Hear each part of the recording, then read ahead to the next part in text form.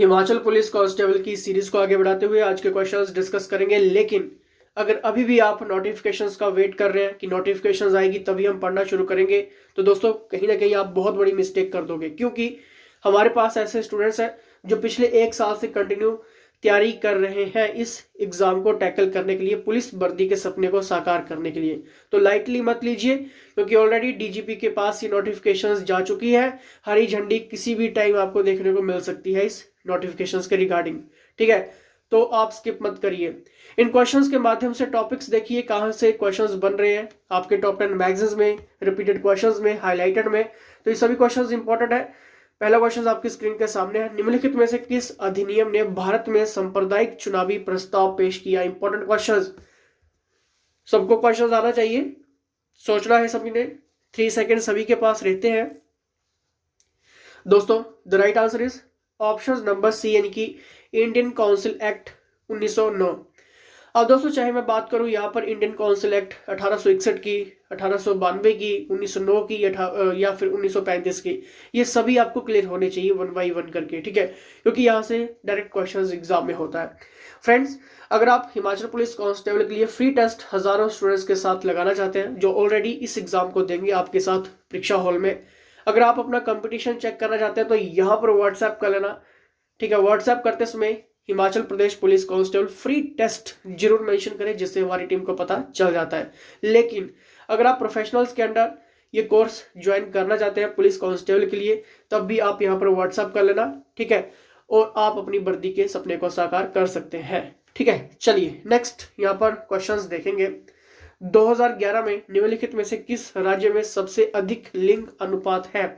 Important दोस्तों, चाहे मैं बात करूं सेंसस 2011 इंडिया की या फिर एचपी की, डायरेक्ट क्वेश्चंस आपके एग्जाम में होता है, आप इन चीजों को स्किप नहीं कर सकते हैं। ठीक है, बताइए द राइट आंसर क्या होगा? The right answer is option number ए, यानी कि तमिलनाडु। आई होप सबका आंसर सही हुआ होगा। ठीक है, इन क्वेश्चंस के माध्यम से टॉपिक्स देख लीजिए, क्योंकि आपके एग्जाम में इंपॉर्टेंट रहेगा। क्योंकि हमारे पास ऐसे बहुत सारे स्टूडेंट्स आते हैं जो कहते हैं कि सर हम 0 पॉइंट से रह गए, तो उन स्टूडेंट से इस एग्जाम की वैल्यू को पूछ लेना। ठीक है, चलिए नेक्स्ट यहां पर देखते हैं। विधानसभा सेशन के दौरान सभी बूथों पर वीवीपैट मशीनों के साथ ईवीएम का उपयोग करने वाला पहला राज्य कौन सा राज्य बन गया? यानी कि दोस्तों यहां पर बात की गई है विधानसभा इलेक्शंस की। ठीक है, विधानसभा इलेक्शन के दौरान सभी बूथों पर वीवीपैट मशीनों के साथ ईवीएम का उपयोग करने वाला पहला राज्य कौन सा राज्य बन गया? अब दोस्तों जैसे कि आप सभी को क्लियर है कि वीवीपैट क्या होता है।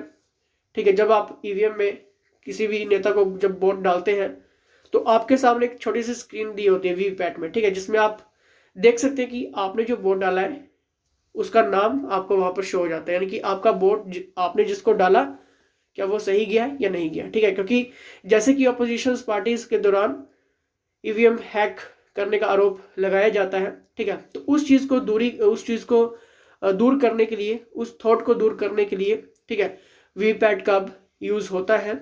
चाहे मैं आपके एमएलए चुनाव की बात करूं या फिर एमपीज के चुनाव की बात करूं। ठीक है, तो बताइए कौन सा राज्य बन गया है?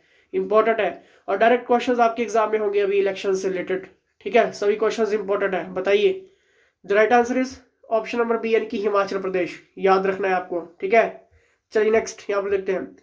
निम्नलिखित में से कौन सा दुनिया का सबसे बड़ा गर्म रेगिस्तान है? दोस्तों आपने बहुत बार क्वेश्चंस एग्जाम में देखा होगा। ठीक है, चाहे मैं सेंट्रल लेवल की एग्जाम की बात करूं या फिर अदर स्टेट्स में जो पुलिस भर्तियां हो रही हैं वहां के क्वेश्चंस की बात करूं, या फिर आपके अपने हिमाचल की बात करूं, तो कहीं ना कहीं क्वेश्चंस ये रिपीट जरूर हुआ है। और हर साल होता है रेगिस्तान से रिलेटेड क्वेश्चंस, हर साल। लेकिन इंपॉर्टेंट ये है कि क्वेश्चंस आपको आता है या नहीं आता है। बताइए इसका सही आंसर क्या होगा? The right answer is option number C, यानी कि सहारा रेगिस्तान। आपको याद रखना है। चलिए नेक्स्ट यहां पर देखते हैं। लेकिन दोस्तों अगर अभी भी आपके माइंड में कोई भी डाउट्स है, क्वेश्चंस है, क्वेरीज है हिमाचल पुलिस कांस्टेबल एग्जाम को लेकर, व्हाट्सएप कर लेना, क्योंकि आपके लिए ये पोस्ट बहुत जरूरी है। चलिए नेक्स्ट। भारत और चीन के बीच की सीमा रेखा को कहा जाता है सबको आना चाहिए और ये सभी ऑप्शंस का पता होना चाहिए। पहली बात तो ये, इस क्वेश्चंस की बात नहीं करूंगा, ये क्वेश्चंस में जितने भी ऑप्शंस हैं ये सभी आपको क्लियर होने चाहिए, ठीक है। अब दोस्तों चाहे मैं यहाँ पर बात करूं जितनी भी बाउंड्रीज हैं, या फिर मैं यहाँ पर बात करूं ज्योग्राफी एरिया की, चाहे मैं ट्रॉपिक ऑफ कैंसर्स की बात करूं, ठीक है, या फिर इंडिया का जो मानसून है वो किससे रिलेटेड है, ठीक है, और वर्ल्ड का जो है, क्योंकि ये जो चीजें हैं ये आपको पता होनी चाहिए, क्योंकि पुलिस कांस्टेबल का एग्जाम इतना इजी नहीं होता है, ठीक है। 0 पॉइंट से इस एग्जाम में रहते हैं, तो हर एक क्वेश्चन इंपॉर्टेंट है। बताइए, कोर्सेज ज्वाइन कर सकते हैं आप जिसमें आपकी बेस्ट प्रिपरेशन हो जाती है। The right answer is option number A एन की मैकमोहन लाइन। क्लियर। चलिए नेक्स्ट यहां पर देखते हैं, कर्क रेखा कहां से होकर नहीं गुजरती है, जैसे कि मैंने अभी आपको बात की है। बताइए, नहीं गुजरती है। The right answer is option number B एन की पाकिस्तान, ठीक है। चलिए नेक्स्ट। और दोस्तों यहां पर जो क्वेश्चन होता है कई बार वो ऐसा भी आता है कि कहां से होकर गुजरती है वो आपको बताने होते हैं, और ऐसा भी होता है कि इंडिया में कौन कौन से स्टेट से होकर गुजरती है और कौन से स्टेट से होकर नहीं गुजरती है, ठीक है। तो हमेशा ही मॉडिफाइड क्वेश्चंस देखने को मिला है। चलिए नेक्स्ट यहां पर देखते हैं, भारत में सामुदायिक विकास कार्यक्रम शुरू किया गया था, यानी कि दोस्तों यहां पर बात हुई है community development programme was started on, ठीक है। ये क्वेश्चंस क्यों इंक्लूड किया है हमारी टीम ने, क्योंकि ये क्वेश्चंस टॉप 10 मैगजीन्स के साथ साथ जितने भी 2 इयर्स के एग्जाम हुए, चाहे मैं सेंट्रल लेवल की एग्जाम की बात करूं, तो कहीं ना कहीं क्वेश्चंस हाईलाइटेड है, एमसीक्यूज है, तो आपको पता होना चाहिए। बताइए, the right answer is option number A एन की 2 अक्टूबर 1952। क्लियर। चलिए next, all India Muslim League का गठन किया गया था, सबको आना चाहिए। The right answer is option number D एन की ढाका, ठीक है। और ये भी क्वेश्चंस आपके एग्जाम में बना है, ठीक है। दोस्तों जरूरी नहीं है कि क्वेश्चंस आपके एग्जाम में आएगा सेम टू सेम। मैंने आपको स्टार्टिंग में कहा है कि इन क्वेश्चंस के माध्यम से टॉपिक्स देख लो। अगर आपका टॉपिक्स कंसेप्ट क्लियर है तो आपको ये भी पता होना चाहिए कि उस टॉपिक से रिलेटेड कैसे कैसे क्वेश्चंस एमसीक्यूज हाईलाइटेड हैं। अगर नहीं पता है तो व्हाट्सएप कर लेना। चलिए नेक्स्ट यहां पर देखते हैं, बैंकों के लिए आधार दर की स्थापना कौन करता है, यानी कि दोस्तों यहां पर बात की गई है बेस रेट की। कई बार क्वेश्चंस रिवर्स रेपो रेट का भी बनता है, रेपो रेट का भी बनता है, ठीक है।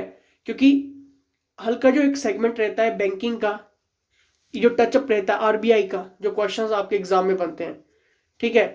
आरबीआई से रिलेटेड आपके एग्जाम में क्वेश्चंस होता है, ठीक है, तो आपको वो भी पता होना चाहिए। बताइए, the right answer is option number A एन की आरबीआई, ठीक। चलिए नेक्स्ट, मानव शरीर में वसा जमा हो जाती है, यानी कि यहां पर बात की है फैट्स की, in human body are stored इन।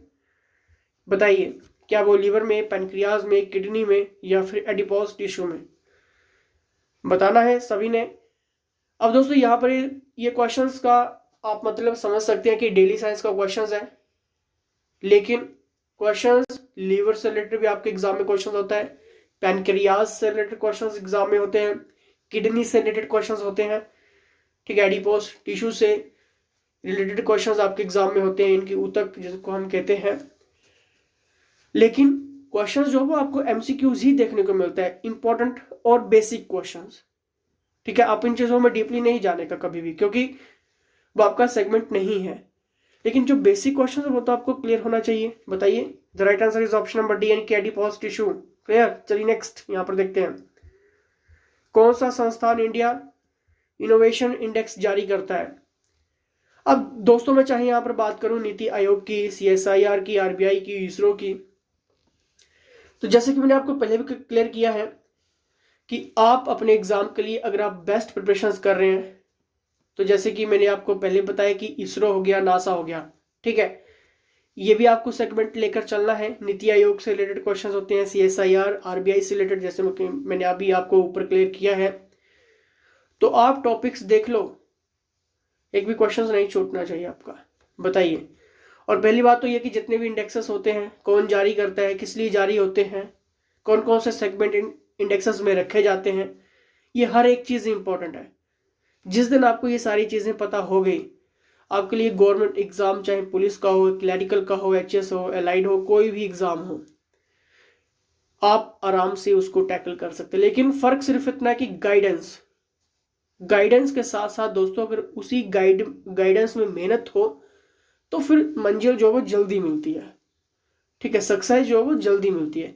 लेकिन गाइडेंस आधी अधूरी है, प्रॉपर नहीं है, ठीक है, तो फिर कहीं ना कहीं प्रॉब्लम रहती ही रहती है। बताइए।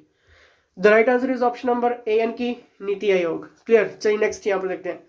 स्पीति और किन्नौर तिब्बत से अलग होते हैं, बताना है सभी ने आपने।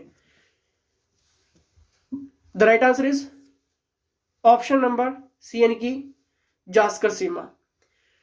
स्पीति और किन्नौर तिब्बत से अलग होते हैं। ठीक है, अब यहां पर टॉपिक देख लो, पासस से रिलेटेड क्वेश्चन आपको क्लियर होने चाहिए।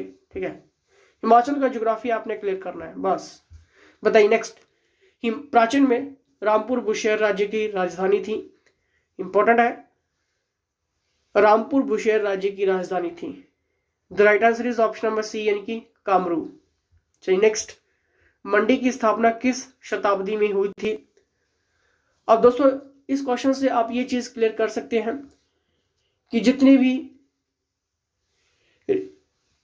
डिस्ट्रिक्ट हैं उनकी स्थापना कब कब हुई है। ठीक है, एडमिनिस्ट्रेशन का पार्ट ही हमेशा रहा है, कब हुई है, उसमें विधानसभा कितने क्षेत्र आते हैं। ठीक है, ये आपको क्लियर होना चाहिए। तो यहां पर किस शताब्दी में हुई, हो सकता है कि क्वेश्चंस आपके एग्जाम में ना बने, लेकिन क्वेश्चंस अगर मॉडिफाइड हुआ इस टॉपिक से रिलेटेड तो यही होगा कि इस डिस्ट्रिक्ट में कितनी विधानसभा सीटें हैं, या तो फिर ये डिस्ट्रिक्ट कब एस्टैब्लिश्ड हुई, कब फाउंडेड हुई, कब बनी। आपसे डायरेक्ट सन और डेट पूछी जा सकती है, महीना पूछा जा सकता है। The right answer is option number A एन की 14 शताब्दी।